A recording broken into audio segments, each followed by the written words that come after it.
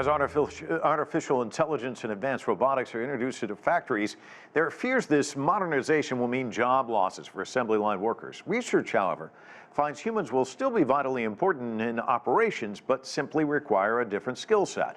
CGTN's Alistair Baverstock continues his series of reports on Mexico's industrial revolution.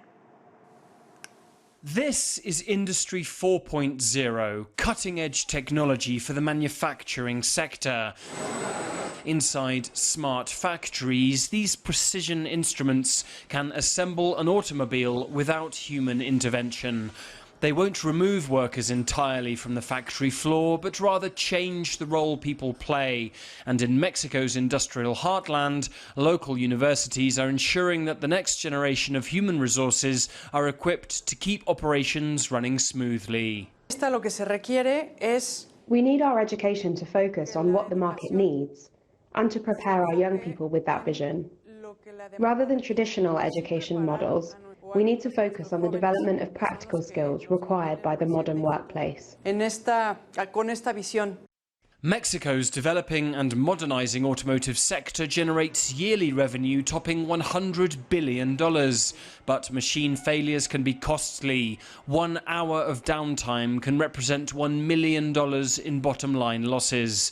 That's why local engineers who know how to keep things running smoothly are a vital human resource, making nearshoring investment here more appealing for international operations. Kevin Alvarado is a professor of robotics at La Salle University's regional campus. Our local government is pushing for our young people to train for very specialised engineering careers, and the students are responding, taking interest in subjects around the technological revolution, which before were generally ignored. Our universities are responding to that with broader courses and deeper research. Estefania Rangel has been trained by La Salle University's local campus to operate these advanced robotic parts made in Denmark. Our industrial modernization through nearshoring is an enormous opportunity for Mexico. We are constantly seeing new developments in manufacture operations, and by positioning ourselves as a country capable of servicing any sector, we will see what we can achieve. As Mexico's manufacturing heartland dives into the fourth industrial revolution, investment in human talent will be every bit as critical as the role of these advanced machines. Alistair Baverstock, CGTN, Guanajuato, Mexico. Joining us now to discuss this is David Gantz. He is the Will Clayton Fellow in Trade and International Economics at the Baker Institute for Public Policy. David, thanks so much for being on the show. Talk to us about the growth in smart factories. How are they changing post-high school education, would you say? Well, I think the obvious thing is that there will probably be fewer unskilled or semi-skilled workers in these factories and a lot more technically qualified workers to operate, to maintain, to install all of these robotic machines. You heard in the piece that there's this whole goal of training, engineering careers. Are we seeing a surge in young people around the world actually starting to study robotics? I don't know about around the world, but certainly in Mexico, we are seeing an educational system which is graduating probably 130,000 engineers a year, some of those with technical training, 2 or 3 years of a community college type, and others from full university programs. How many of these people are actually being trained for robotics, I don't know, but if they're competent engineers, the manufacturer that hires them ought to be able to get them up to speed pretty quickly, I would think. And how about the universities? Are they adjusting their tech-related courses?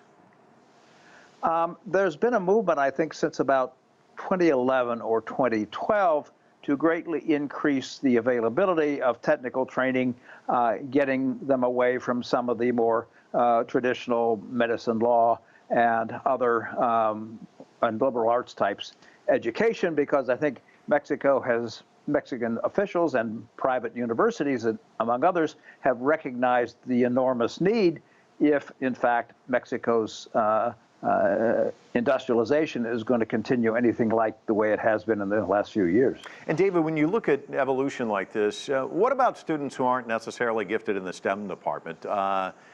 Is there a way for them to keep up with the workforce demands, or are they going to be left behind, do you think? I think it depends, obviously, on, for example, whether they've completed high school. I think those that have only got 6 or 7 years of secondary education are going to have a lot of trouble keeping up. I think others who have managed to persevere and have gotten through particularly the technical high schools and also have an opportunity to enter the 2- and 3-year technical programs, community colleges is the U.S. equivalent, will probably be okay. But it's a question not just of the numbers and the availability, because in Mexico there's almost no tuition for public schools, but the quality of the education, and that's a much harder issue to focus on. David, you already sort of touched on this, but maybe you can dig a little bit deeper. Here in the U.S., other countries, there are these networks of 2-year community colleges. They've always played kind of a vital role in turning out workers. Are they going to be even more important moving forward, do you think? I think it's going to be critical. I mean, we have places like Spartanburg, North Carolina, where BMW and the community college have been working together to train workers for 30 years. And we have other places where the community college is still gearing up to produce the kind of workers that the local industry needs. Are Mexican auto and auto part factories less automated than their counterparts maybe in the U.S. and Europe? And, you know, is this going to be a slow upgrade where some of these people will be able to adapt, or are we going to see kind of it moving even quicker, do you think?